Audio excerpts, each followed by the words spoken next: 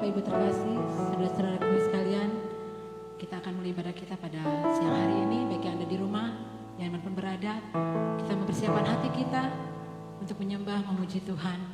Kita mau fokus pada Tuhan Yesus. Terima kasih Tuhan, terima kasih Yesus. Mari kita bersatu dalam doa. Segala puji syukur hanya bagimu Tuhan. Segala hormat kemuliaan hanya bagimu Yesus. Tuhan Yesus yang baik, biarlah saat ini Tuhan, kami undang kuasa Allah Tuhan mari di tempat ini ya Bapa. Untuk kami Tuhan, memuji memuliakan Engkau Bapa, meninggikan nama-Mu. Kau ambil alih segenap kehidupan kami saat ini Tuhan. Karena kami tahu Tuhan, hanya Engkau lah kekuatan kami Tuhan. Hanya Engkau lah pembela kami Bapa. Hanya Engkau lah segala-galanya dalam hidup kami Tuhan Yesus. Karena kami tahu Tuhan, tangan Tuhan tidak kurang panjang untuk menolong kami. Untuk mendengar setiap seruan hati kami Tuhan. Biarlah saat ini Tuhan Yesus, Engkau bekerja Tuhan. Engkau bekerja dalam hidup kami. Haleluya, haleluya, haleluya Yesus. Haleluya, haleluya, haleluya. Kita sembah Dia, kita tinggikan namanya. Sebab Dia Raja dan segala Raja. Dia agung, Dia mulia. Kita rasakan kehadirannya saat ini. Haleluya, haleluya.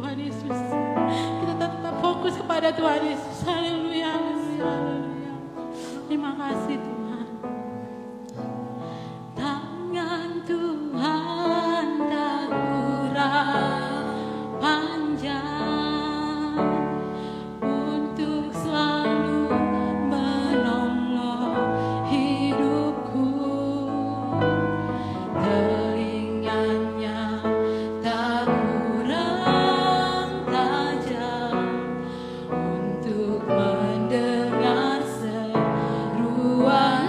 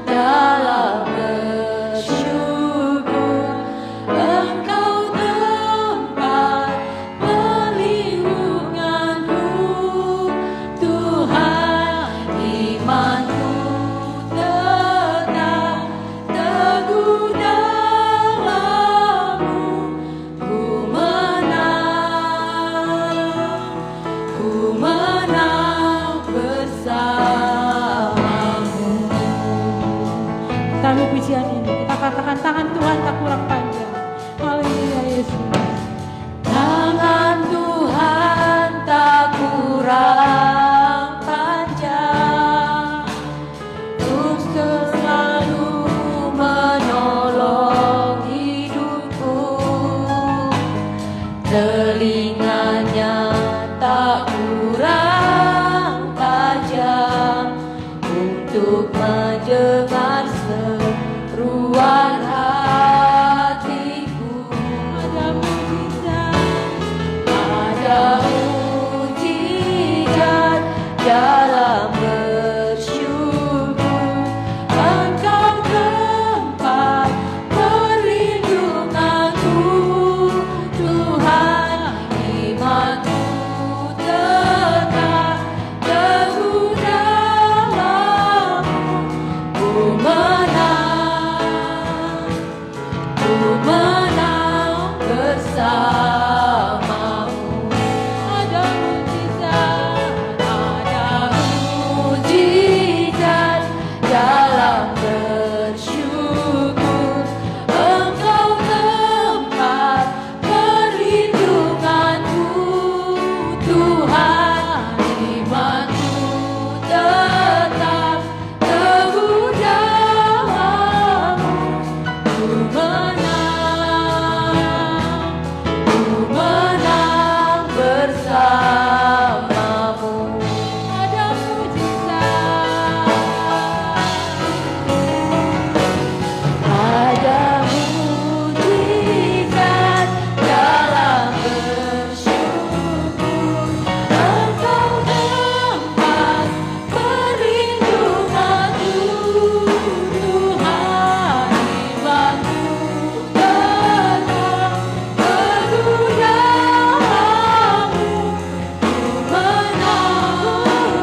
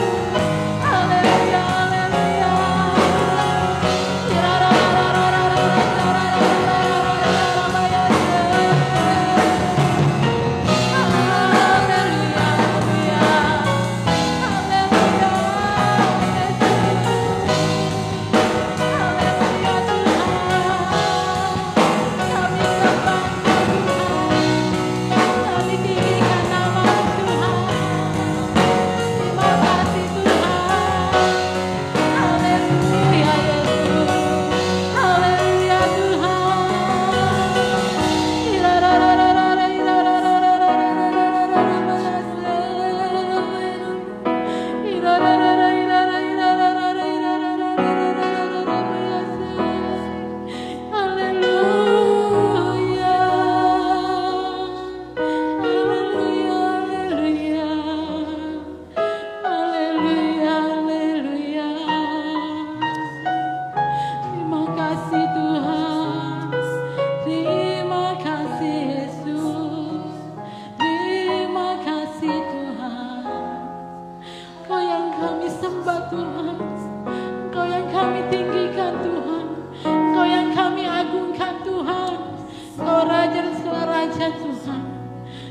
kasih Tuhan, haleluya. Hanya yang dapat kami berikan kepadamu Tuhan, pengagungan kepadamu Yesus, haleluya. Jamah kami Tuhan yang ada di sini Tuhan, jamah kami Tuhan yang ada di luar sana Tuhan, yang ada di rumah-rumah Tuhan, Kau jamah Tuhan, jamah Yesus. Biarlah kami boleh bersama-sama menyembah memuji Engkau Tuhan. Kami boleh bersama-sama meninggikan Engkau Bapa. Karena kuasa-Mu tak terbatas Tuhan. Tak terbatas ruang dan waktu Bapa. Kami percaya saat ini Kau bekerja Tuhan. Bekerja Tuhan bagi saudara-saudara kami yang ada di rumah Tuhan. Kau jamah mereka Yesus, kuatkan mereka Tuhan. Haleluya, haleluya, haleluya, haleluya. Haleluya, haleluya, haleluya. Haleluya. Terima kasih Tuhan. Terima kasih Yesus. Terima kasih ya Roh Kudus. Haleluya. Haleluya.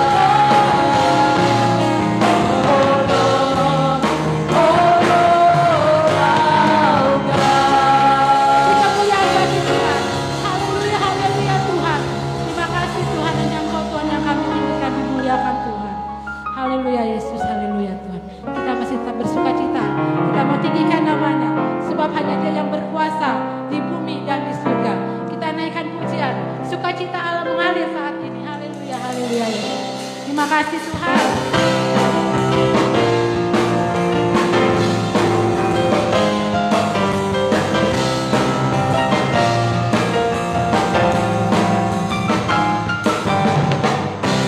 Berkuasa di bumi di surga, bertata dalam kemuliaan.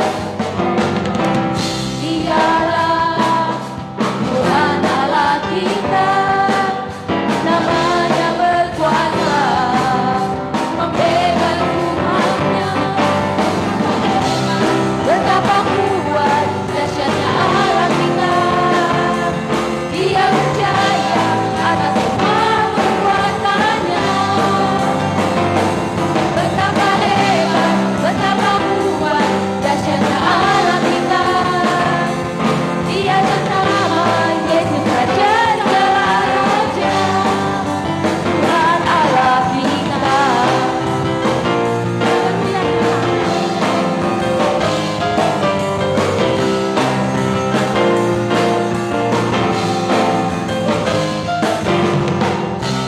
Berkuasa di bumi di surga,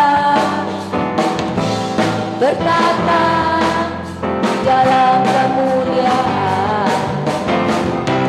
Dialah Tuhan Allah kita, namanya berkuasa membebaskan umatnya. Betapa kuat dahsyatnya Allah kita, Dia berjaya atas semua kekuatannya. Betapa hebat, betapa kuat dahsyatnya Allah kita, Dia bernama Yesus Raja segala raja, Tuhan Allah kita. Kita tahu bahwa Dia berkuasa atas hidup kita. Kita tahu ada Allah yang luar biasa dalam hidup kita. Kita menaikkan pujian kita dalam sungguh-sungguh. Kita katakan bahwa berkuasa Tuhan Yesus atas hidup kita. Haleluya Yesus. Berkuasa di bumi di surga, bertata dalam kemuliaan. Dialah Tuhan Allah kita, namanya berkuasa membebaskan umatnya. Betapa hebat, betapa kuat dahsyatnya Allah kita, Dia berjaya atas semua perbuatannya. Betapa hebat, betapa kuat dahsyatnya Allah kita, Dia bernama Yesus Raja segala raja, Tuhan Allah kita. Betapa hebat, betapa kuat dahsyatnya Allah kita, Dia berjaya atas semua perbuatannya. Betapa hebat, betapa kuat dahsyatnya Allah kita, Dia bernama Yesus Raja segala raja, Tuhan Allah kita. Tuhan Allah kita, Tuhan Allah kita. Haleluya Tuhan, haleluya Yesus. Betapa hebat, betapa kuat Allah kita. Dia dahsyat, Dia sungguh ajaib. Haleluya Tuhan, haleluya Yesus. Saya persilakan duduk, kita tetap dalam hadirat Tuhan. Kita tahu untuk segala sesuatu ada waktunya. Ada waktu untuk bersuka, ada waktu untuk berduka. Ada waktu untuk tertawa, ada waktu untuk kita bersuka cita. Haleluya Tuhan. Haleluya Yesus. Terima kasih Tuhan. Haleluya. Waktu Tuhan pasti yang terbaik, walau kadang tak mudah dimengerti. Lewati cobaan, ku tetap percaya waktu Tuhan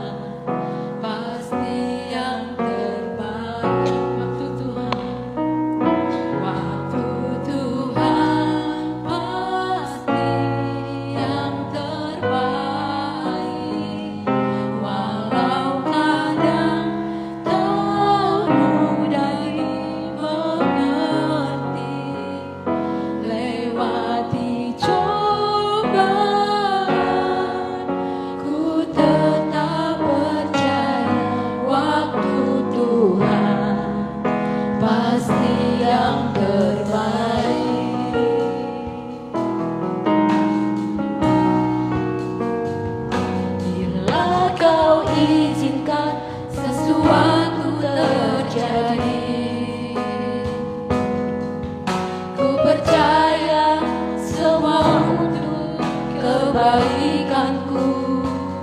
Bila nanti telah tiba waktumu, ku percaya kuasa-Mu memulihkan hidupku. Kita ulangi pujian dari awal. Bila Kau izinkan sesuatu terjadi, ku percaya semua untuk kebaikanmu.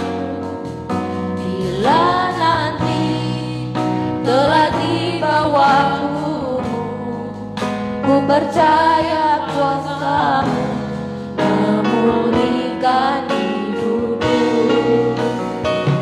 Waktu Tuhan pasti yang terbaik, walau kadang tak mudah dimengerti. Lewati cobaan, ku tetap percaya waktu Tuhan pasti yang terbaik. Waktu Tuhan pasti yang terbaik, walau kadang tak mudah dimengerti. Lewati cobaan, ku tetap percaya waktu Tuhan pasti yang terbaik. Lewati cobaan, ku tetap percaya waktu Tuhan pasti yang terbaik. Lewati cobaan, ku tetap percaya waktu Tuhan pasti yang terbaik. Haleluya Yesus, Kau sungguh baik Tuhan. Haleluya Yesus.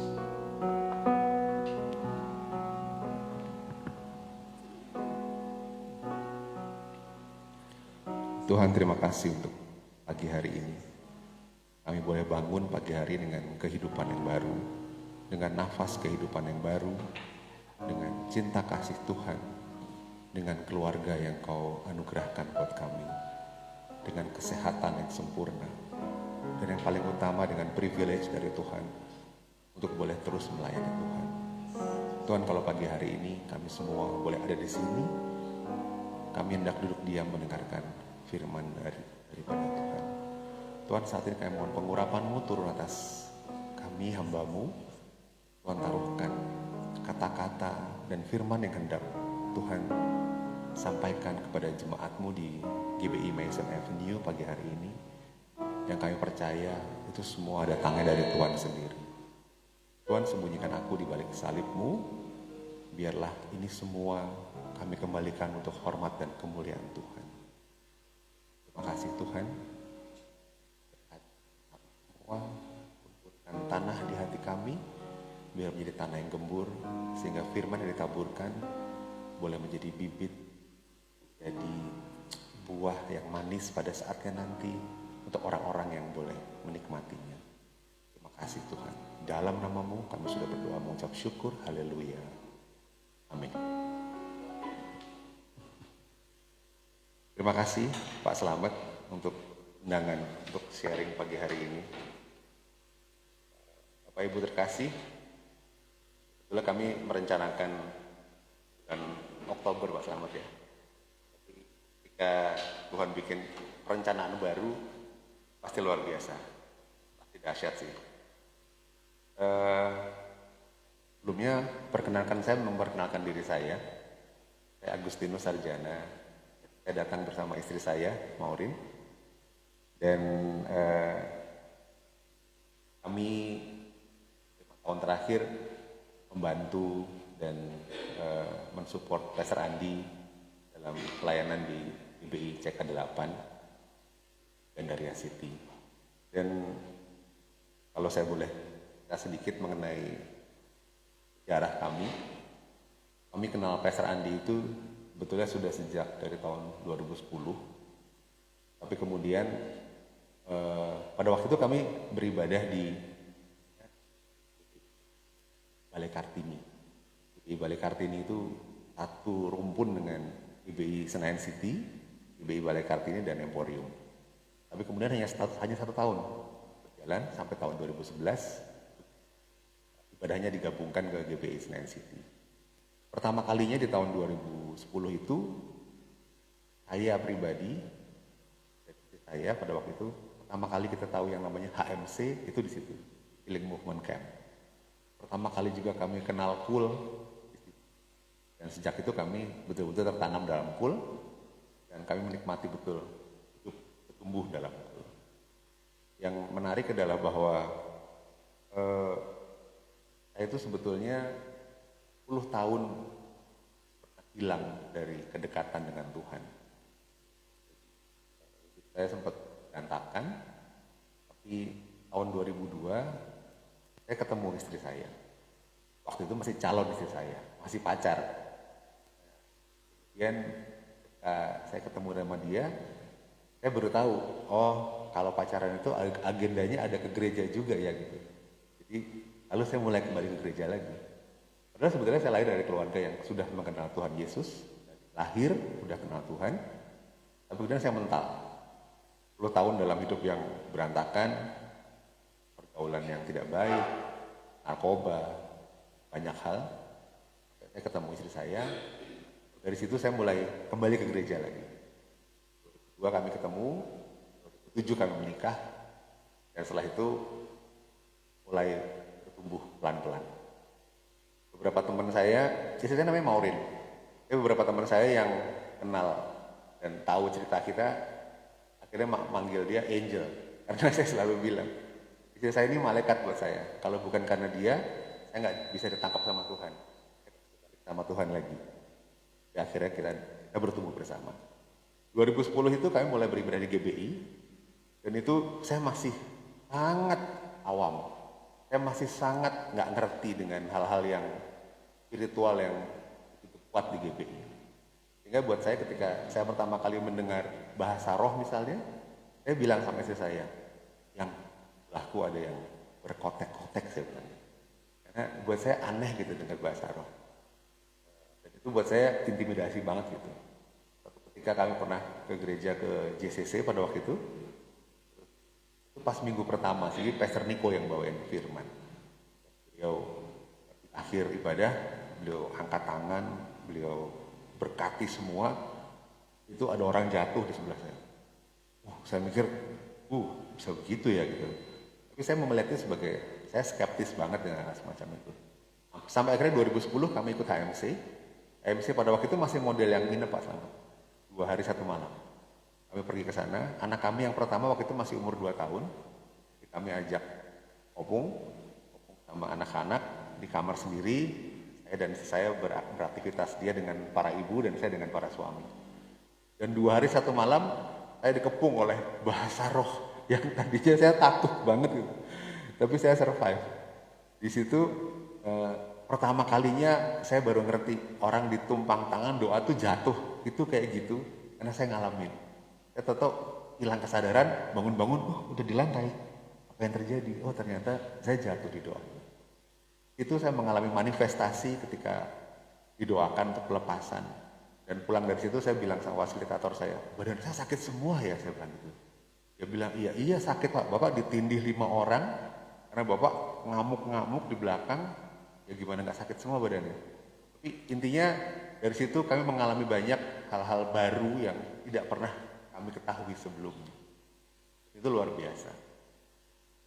Kemudian berjalan dengan waktu, 2011 kami ketemu Pastor Andi, dan suatu saat dalam satu altar call begitu, dia mendoakan kami berdua, kata-katanya cuma satu Pak. Layani Tuhan, layani Tuhan, layani Tuhan. Kali 2012 kami ketemu beliau lagi dalam sebuah acara doa di SICC. Itu kami berdua datang, oh iya kebetulan ruangan menara doa itu kan kiri kanan gitu Pak ya.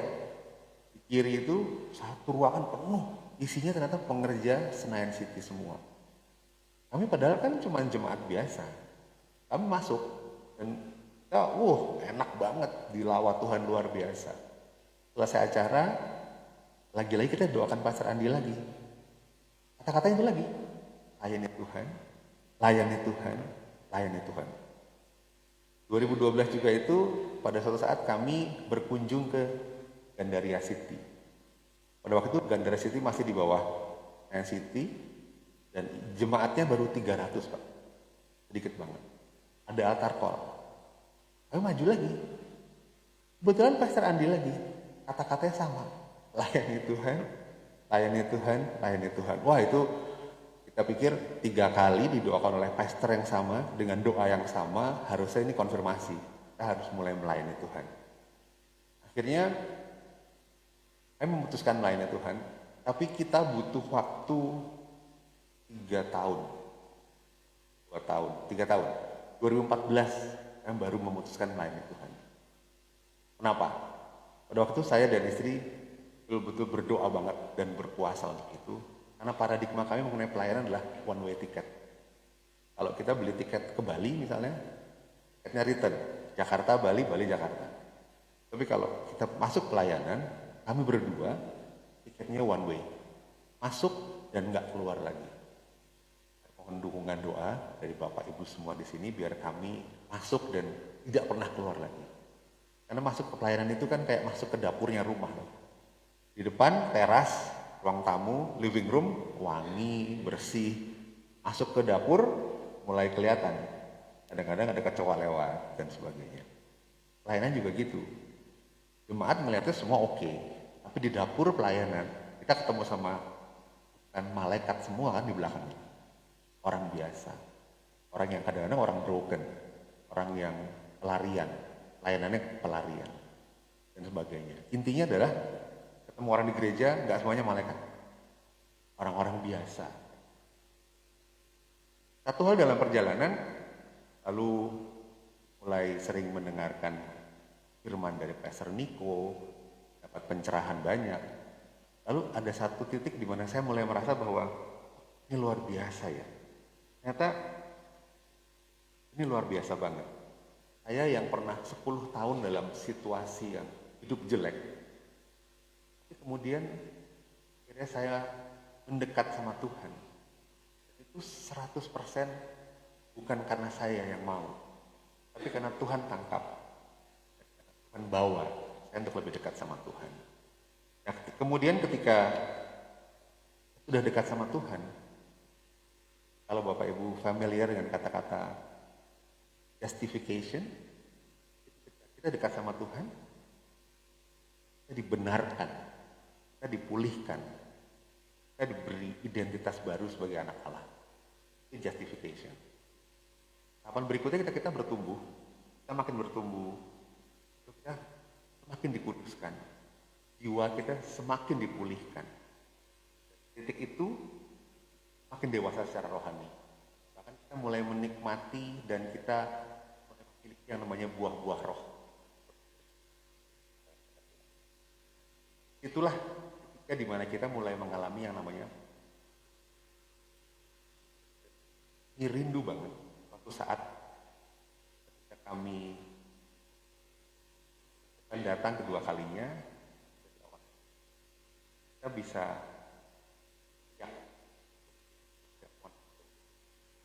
ini yang namanya. Jadi memang sebuah pertumbuhan rohani yang kami alami dari yang hidup karuan, tangkap Tuhan, pelan-pelan dipulihkan, mata-mata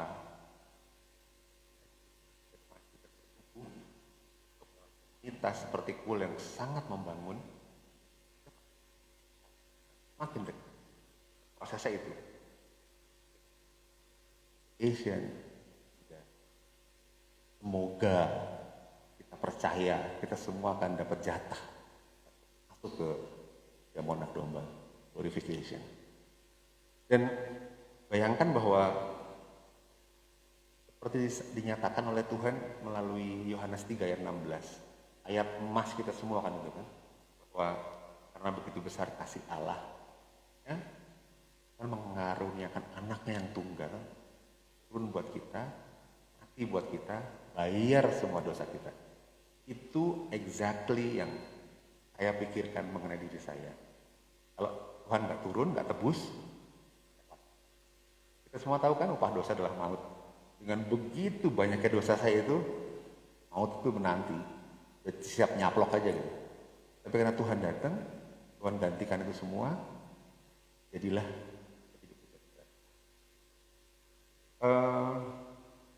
ini membuat saya semakin yakin bahwa apa yang dinyatakan dalam Efesus 2 ayat 8. Sebab karena kasih karunia, kamu diselamatkan oleh iman. Dan itu bukan hasil usahamu, tapi semata-mata karena pemberian Tuhan. Mau saya nungging mau apa, mau saya usaha kayak apa, mau saya di rumah terus gitu misalnya, nggak keluar, nggak berinteraksi sama orang supaya nggak bikin dosa misalnya, tetap nggak akan bisa layak, nggak mampu deh. Usaha kita tuh nggak bisa membuat kita masuk sama temu Tuhan. Mata-mata karena kasih karunia, itu luar biasa banget. Nah, kan jadi agak panjang, tapi tahun ini, tahun 2021 ini kan oleh adalah merupakan Year of Integrity GBI Gatsu kan. Kemudian di Sinode Gereja Bethel Indonesia ini juga dideklar sebagai Year of Developing Character. Dan bukan hal kebetulan di GC Growth Center Church di mana saya dan istri saya tertanam itu punya value yang namanya GC 7.0. Pak Slamet pasti sangat familiar dengan itu ya. Jadi mulai dari God Center, Tuhanlah center dari segalanya. God's Church, gereja ini punya siapa? Bukan punya Pastor Andi, bukan punya Pastor Niko, bukan punya Pak Slamet. Ini tuh gereja Tuhan, God's Church. Dan di gereja ini adalah merupakan generation center, di mana berbagai generasi ada, bertumbuh bersama, maju semua untuk jadi jemaat yang layak di hadapan Tuhan.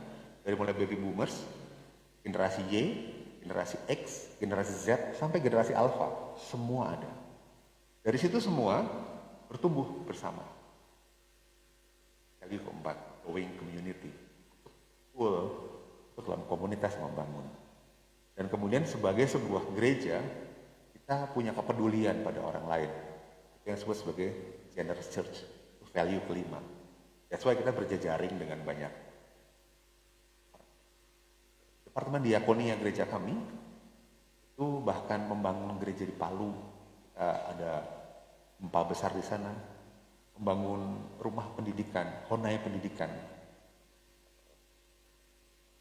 Irian di Papua, membangun sebuah pembangkit listrik di Bengkayang, itu sebuah desa kecil di Kalimantan. Lalu membangun sebuah gereja kecil di Cianjur, desa yang betul-betul penduduknya 100%. Jadi itu bagian dari generosity kita. Ya.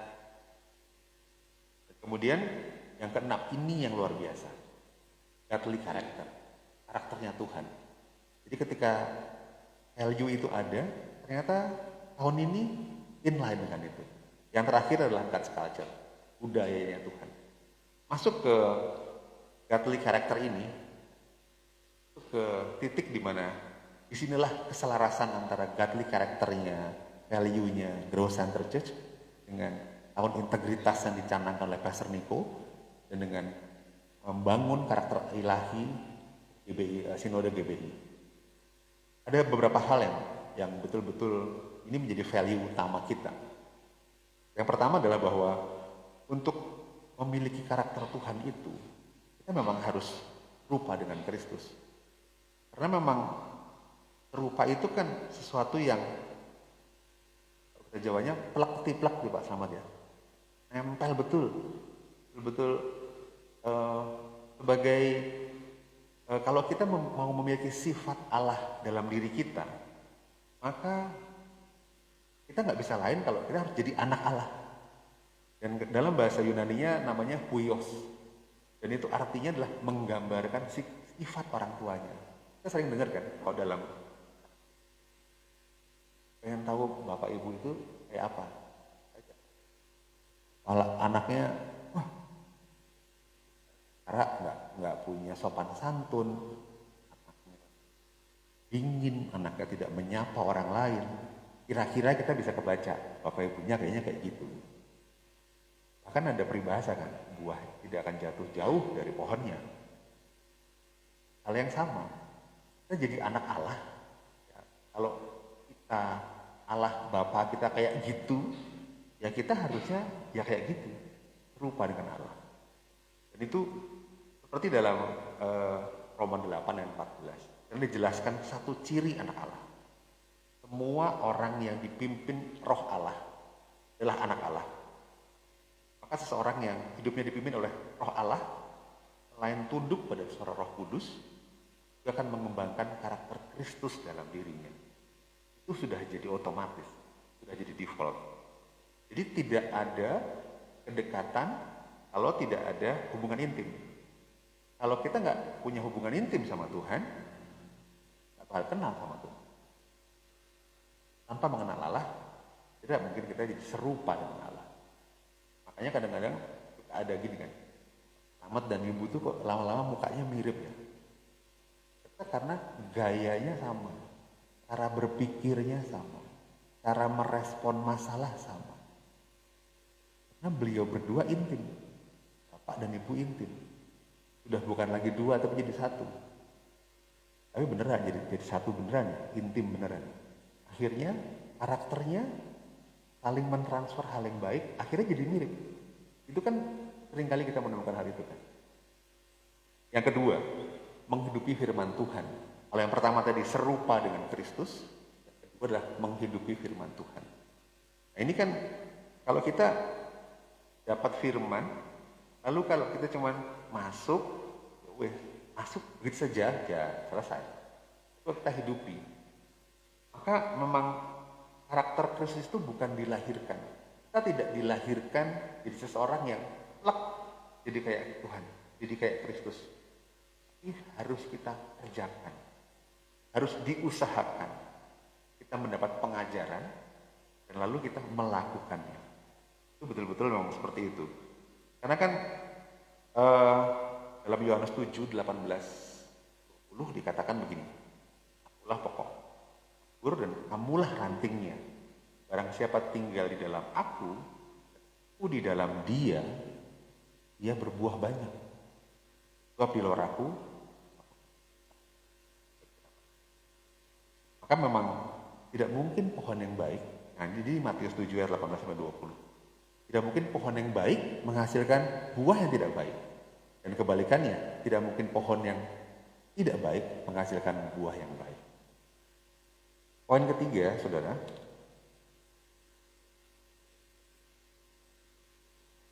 adalah bahwa kita harus memiliki buah roh. Seringkali orang terjebak dengan mencari karunia roh. Kita bernubuat,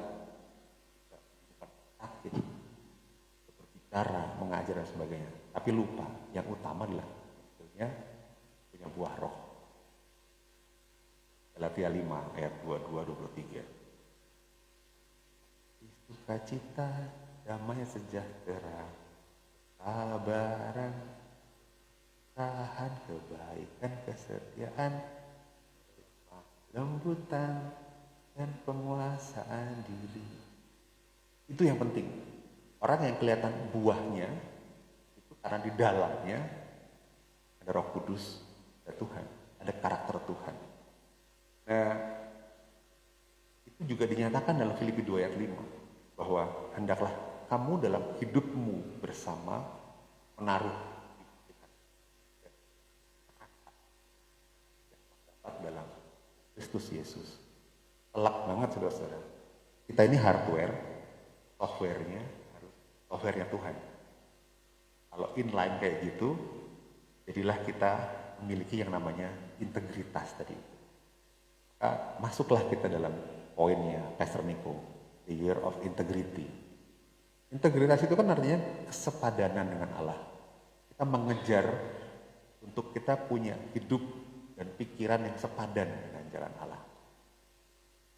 Bapak Ibu pernah mendengar istilah what would Jesus do? Apa yang akan Tuhan lakukannya? Itu adalah satu kata yang itu bisa jadi parameter, itu bisa jadi tolok ukur dalam hidup kita. Apapun yang kita mau lakukan, apapun yang mau kita putuskan, semua referensinya ke situ. What would Jesus do? Tuhan mau bikin apa ya? Dan maksudnya gini, kalau ini situasi ini dihadapkan pada Tuhan Yesus mau ngelakuin apa ya? Bahkan dalam memutuskan, kita mau pergi misi. Kalau Tuhan yang mau pergi, Tuhan mau bikin apa ya? Kacamatanya selalu itu. Kita jadi pemimpin di kantor, di marketplace, ada situasi besar, kita mau merger sama perusahaan lain atau apapun, kita tanya, kalau Tuhan memutuskan, Tuhan putuskan apa ya? Itu akan menjadi tolok ukur atau parameter atau barometer untuk kita memutuskan atau melangkah. Pakai itu terus, maka itu akan kita nempel sama Tuhan. Karena kita selalu patokannya, kalau Tuhan yang menemui situasi ini, Tuhan mau ngapain ya? Sampai saya punya gelang ini. Gelang ini tulisannya ada WWJD. What would Jesus do? Tuhan mau lakukan apa ya? Katanya itu. Dan kalau itu kita lakukan, percaya saya bahwa itu akan kita nempel banget sama Tuhan. Hari-hari ini kuat banget ditaruhkan dalam diri saya untuk sharing mengenai kehidupan Nabi Habakuk. Habakuk itu hidup dalam masa perjanjian lama dan beliau ada di sana ketika pemerintahan Raja Yoyakim. Raja yang kejam, raja yang gak mikirin rakyatnya, raja yang gak bikin struktur dan sistem pemerintahan berjalan dengan baik. Akhirnya korupsi di mana-mana, tatanan hidup berantakan. Dan Nabi Habakuk itu ada di sana. Kitab Habakuk itu hanya ada 3 pasal. 1, 2, 3. Total ayatnya hanya ada 56. Di pasal 1 itu isinya Nabi Habakuk itu cuma ngeluh sama Tuhan.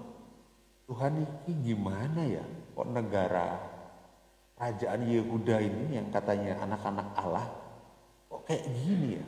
Hidupnya hancur-hancuran ya. Wah, pokoknya dia galau banget ya. Dia sedih banget dengan situasi itu. Lalu Tuhan jawab doa dia. Tuhan bilang, tenang aja, ini tak beresin. Tapi yang pemberesannya itu bikin dia lebih galau lagi. Pemberesannya karena apa? Negara ini diserang oleh Babilonia. Padahal Babilonia ini terkenal dengan kekejaman yang luar biasa. Tambah galau dong si Habakuk ini. Wah, ini masalah satu kayaknya mau diberesin sama Tuhan, tapi yang dikirim orang-orang yang super jahat. Orang-orang yang luar biasa kejam. Tambah tertindas kita ini. Ayat satunya, pasal satunya Habakuk itu isinya cuma itu. Dia mempertanyakan sama Tuhan. Tuhan ini gimana gitu. Tuhan kasih jawabannya dengan hal yang lebih ngeri lagi. Lebih berat lagi. Ayat 2 menarik. Ayat 2 itu ada kata-kata bahwa Habakuk naik atas menara dan menanti jawaban Tuhan. Jadi kata-kata naik ke menara dan menanti jawaban Tuhan itu ada di sana. Maka kalau saya dulu dengan istri saya kadang-kadang kami tinggal di Cibubur kan. Sudah tinggal di Cibubur sejak tahun 2009 ya. Kami jadi punya privilege deket banget sama menara kan. Itu kan deket banget, cuman 20 menit nyampe. Kadang-kadang kalau kita lagi punya masalah nih, jam 2 pagi kami berangkat ke menara.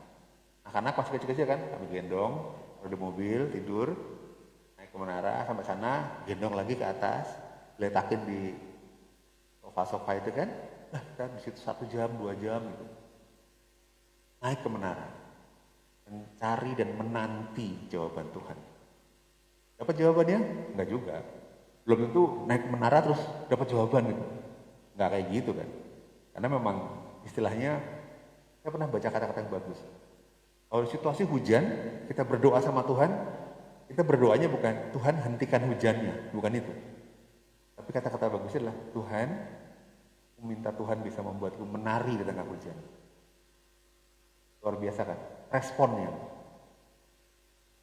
Di Habakuk, kembali ke Habakuk. Lalu di ayat 2, Habakuk pasal 2 ayat 4, kata-katanya bagus banget. Sesungguhnya orang yang membusungkan dada tidak lurus hatinya, tetapi orang yang benar itu akan hidup oleh percayanya. Dalam terjemahan Inggrisnya lebih bagus lagi sih. The Lord refused to accept anyone who is proud. Only those who live by faith are acceptable to me. Hanya mereka yang hidup dengan iman yang acceptable by God. Nah, pasal ketiga nih yang luar biasa. Pasal ketiga itu menunjukkan bagaimana Habakuk shifting lagi. Pasal 1, dia orang yang mengeluh, mempertanyakan Tuhan.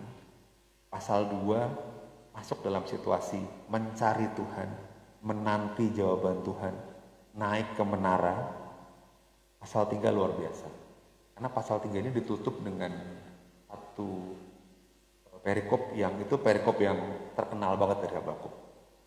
Habakuk 3 ayat 17 sampai 19. Sekalipun pohon ara tidak berbunga, pohon anggur tidak berbuah, hasil pohon zaitun mengecewakan, sekalipun ladang-ladang tidak menghasilkan makanan, kambing, domba terhalau dari kurungan, dan tidak ada lembu sapi dalam kandang. Ini dahsyatnya. Namun aku akan bersorak-sorak dalam Tuhan, beria-ria dalam Allah yang menyelamatkan aku.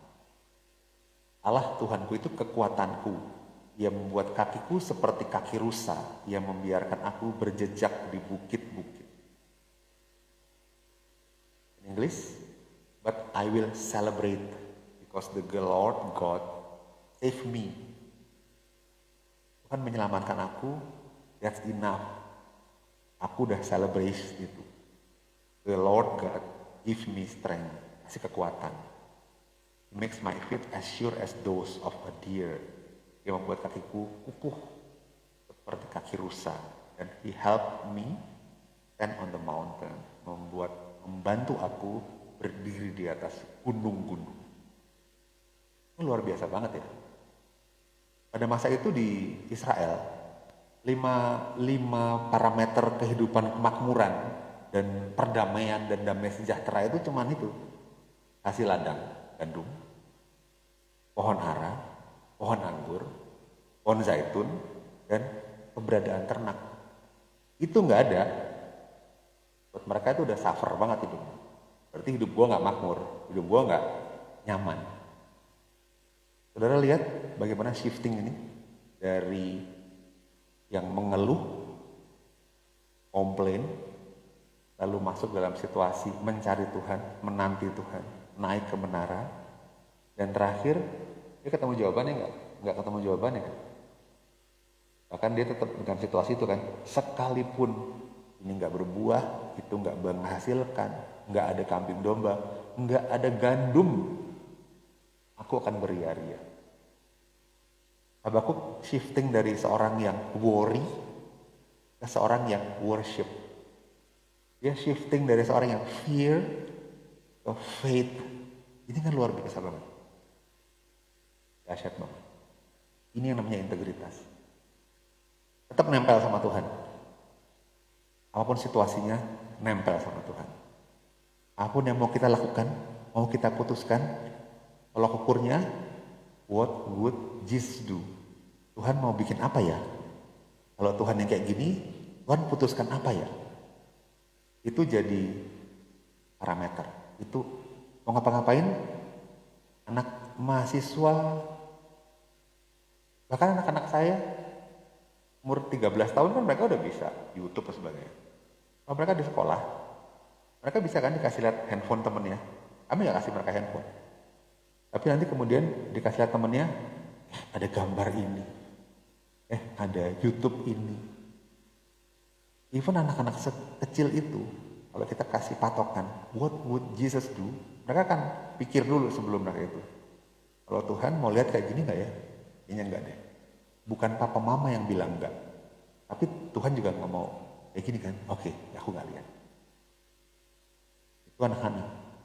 Para suami, tugas keluar kota, di hotel sendirian. Gak ada yang lihat. Hanya Tuhan yang lihat. Tapi Tuhan juga nggak bakal ngomong. Tapi jaga kekudusan, karena kita tahu Tuhan Yesus juga akan jaga kekudusan.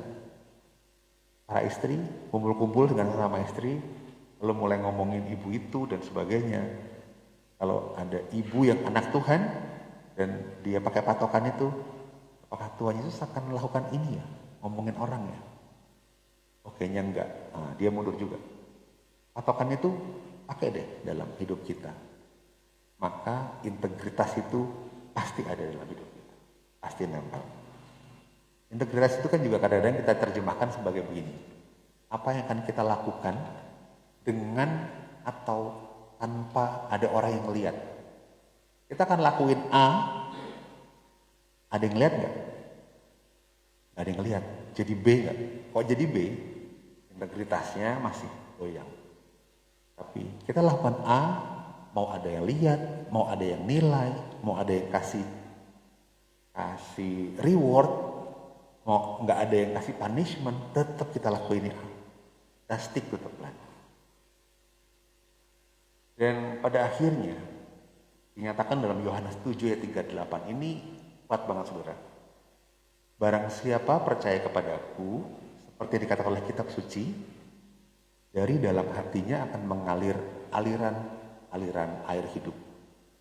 Orang akan melihat kualitas kita, orang akan melihat, oh ada Tuhan ya dalam hidupnya. Oh ada Tuhan yang dinyatakan dalam kehidupan keluarganya. Ada Tuhan ya yang ada dalam kehidupan perkawinannya. Dari mana? Dari aliran-aliran air hidup yang mengalir. Nah, hidupnya Tuhan di dalamnya. Saya mau cerita satu hal sebagai penutup. Mungkin teman-teman memuji penyembah bisa siap-siap. Beberapa waktu lalu ada teman baik kami, saudara dalam pelayanan, bahkan kami menganggap sebagai abang kami, almarhum Bapak Wayan Silitonga. Beliau membawakan firman di sini beberapa bulan lalu, Pak Selamat ya. Dan buat kami Pak Wayan ini betul-betul contoh dari orang dengan integritas. Luar biasa banget. Dia hidupnya mati-matian. Yang pertama, hidup sesuai dengan Kristus. Kita bisa lihat bagaimana dia kayak apa.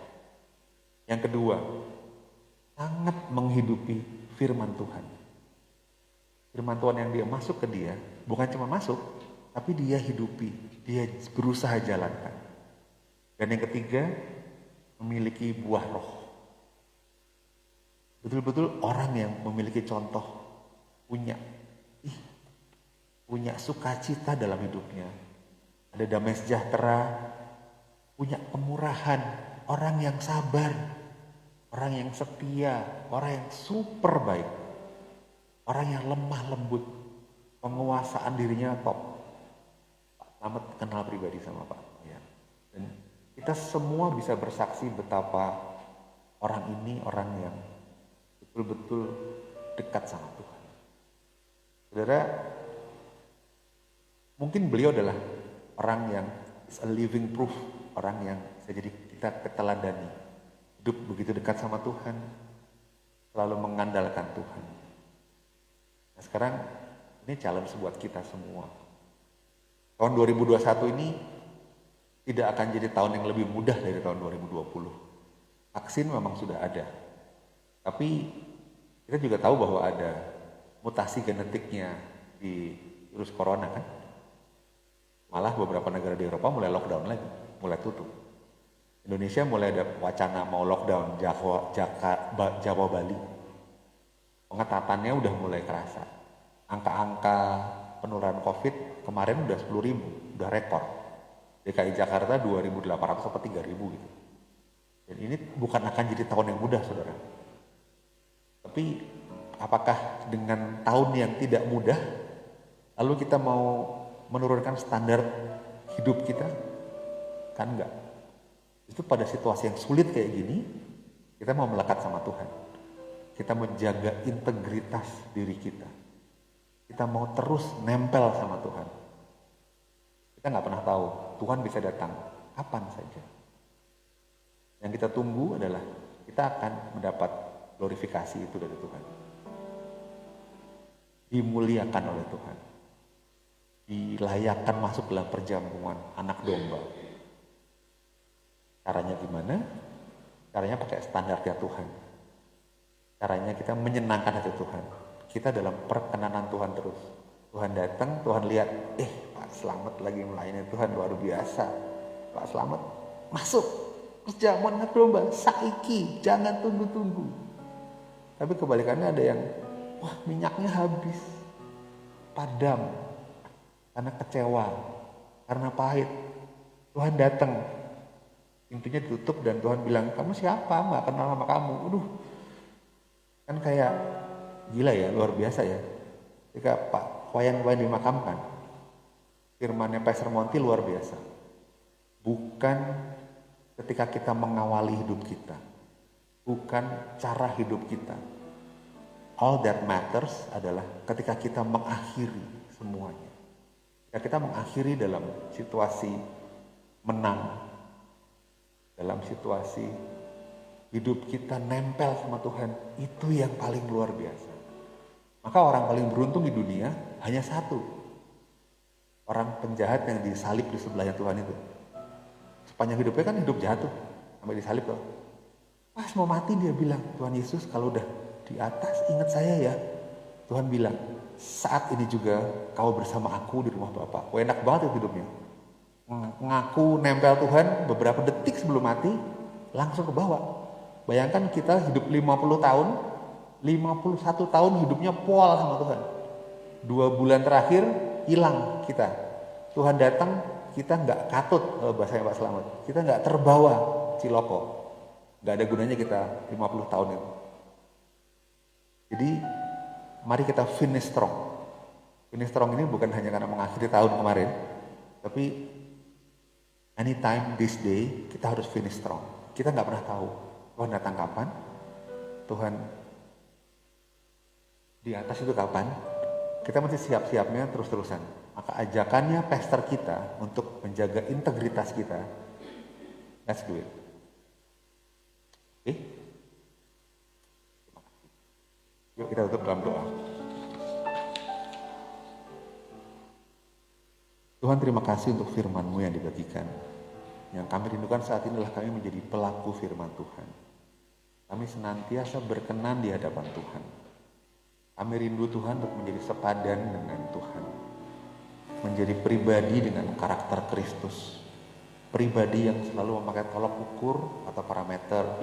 What would Jesus do? Dalam setiap dalam berbagai aspek kehidupan kami mau jadi pribadi yang punya integritas. Tuhan, yang kami rindukan adalah ketika Tuhan datang menyebut kami di awan-awan, Tuhan lihat hidup kami berkenan sama Tuhan. Kami sedang menyenangkan hati Tuhan. Kami sedang melayani Tuhan. Hingga kami semua tidak terkecuali, tidak ada yang ketinggalan, boleh masuk dalam perjamuan anak domba. Terima kasih Tuhan. Kami ingat pada saudara kami Pak Wayan, yang saat ini pasti beliau sudah bersenang-senang sama Tuhan. Sudah tidak lagi merasakan sakitnya.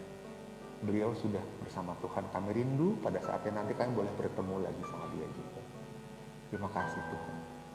Di dalam nama Tuhan Yesus, kami sudah berdoa dan mengucap syukur. Haleluya.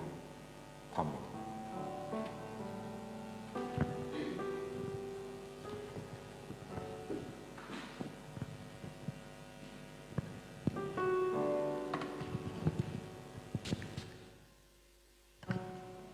Saya percaya kita semua diberkati oleh firman Tuhan ini yang apapun keadaan kita bersyukur dan tetap berintegritas. Ada beberapa pengumuman. Sebelumnya terima kasih buat hambanya Pak Agus. Kalau nggak salah di Raples ya, tinggal jadi dekat sebenarnya dengan kita. Tuhan Yesus memberkati beliau dalam pelayanan, keluarga, kesehatan dan juga apapun yang dilakukan berhasil. Kemudian pengumuman berikutnya, sebenarnya kita punya rencana minggu depan kita mulai ibadah onsite, offline, tapi Gembala cabang kita, Pastor Andi masih menunda, jadi nanti kita tunggu aja kabar baiknya. Kita belajar untuk taat, tidak terlalu cepat juga tidak terlambat, tepat pada waktunya. Kemudian bagi Bapak Ibu yang menabur bisa transfer melalui rekening gereja, bisa bertanya pada tim. Dan juga kami berterima kasih buat setiap kemurahan hati Bapak Ibu yang sudah menabur buat gereja tempat ini.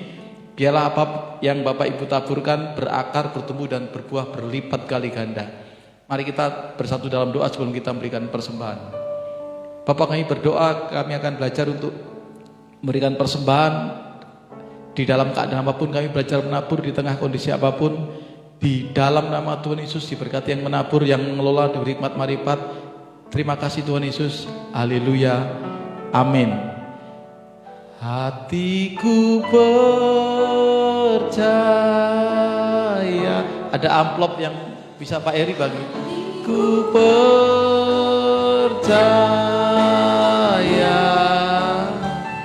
Hatiku percaya.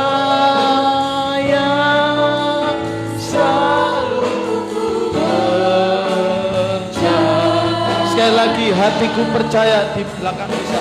Hatiku percaya, hatiku percaya, hatiku percaya. Amin. Hatiku percaya, selalu ku percaya, selalu ku percaya.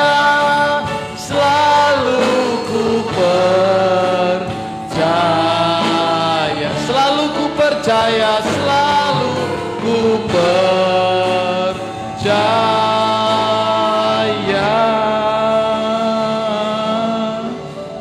Bapak, kami bersyukur hari ini Tuhan kami boleh mendengar firman-Mu, bila itu menghibur, menegur dan menguatkan setiap kami. Diberkatilah hamba-Mu Pak Agus yang sudah menyampaikan firman-Mu, biarlah itu menghibur, menguatkan, menegur setiap kami. Terima kasih Tuhan, kami juga berdoa hari ini buat lingkungan di mana kami tinggal, diberkati kota bahkan bangsa kami Indonesia, ada belas kasihan-Mu lawat kota bangsa kami, pemerintah bangsa kami diberkati Tuhan, dari pusat sampai daerah, aparat hukum keamanan, anggota MPR, DPR, Presiden kami Pak Jokowi Maruf Amin, diberi kekuatan, kesehatan, hikmat marifat, Indonesia sehat, Indonesia diberkati, ada rukun. Diberkati juga untuk para pemimpin rohani di bangsa kami, para rasul, nabi, guru, gembala, penginjil. Diberkati hamba-hamba-Mu dimanapun berada, supaya bersatu seperti doa Tuhan Yesus dalam Yohanes 17.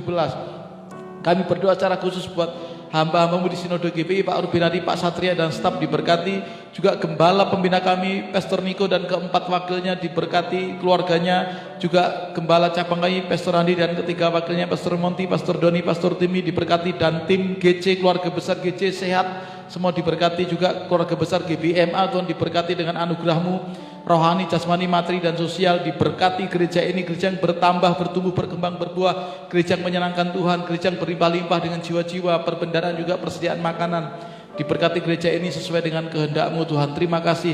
Kami juga berdoa buat setiap yang melayani, diberkati mereka di dalam nama Tuhan Yesus Kristus. Kalau sebentar kami akan pulang Bapak, biarlah kami siap untuk menerima berkat daripada-Mu. Tuhan memberkati kita berlimpah-limpah. Tuhan memperluas daerah teritorial kita dalam pelayanan, dalam bisnis, dalam pekerjaan, dan dalam rumah tangga. Tangan Tuhan yang kuat menyertai dan melindungi kita, sehingga sakit, penyakit, dan malapetaka tidak menimpa kita. Tuhan memberkati engkau dan melindungi engkau. Tuhan menyinari engkau dengan wajahnya dan memberi engkau kasih karunia. Tuhan menghadapkan wajahnya kepadamu dan memberi engkau damai sejahtera.